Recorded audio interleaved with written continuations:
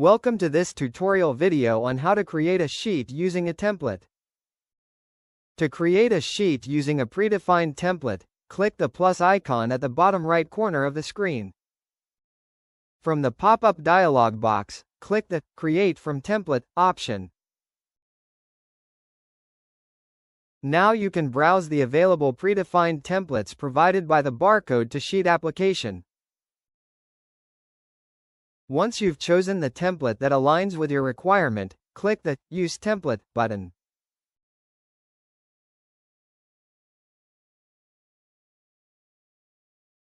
Click Create.